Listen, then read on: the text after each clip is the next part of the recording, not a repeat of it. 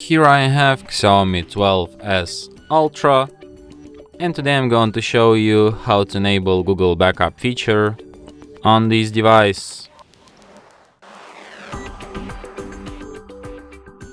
So to do this, firstly you have to open Settings, then go to the My Device section, then go to the Backup and Restore. Then in the Google Backups section you go to Backup My Data and enable Turn on Backups. Go back. Here you have to add your backup account.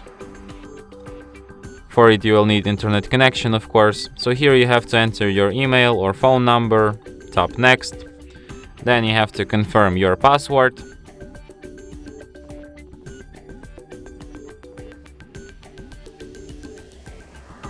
Tap Next.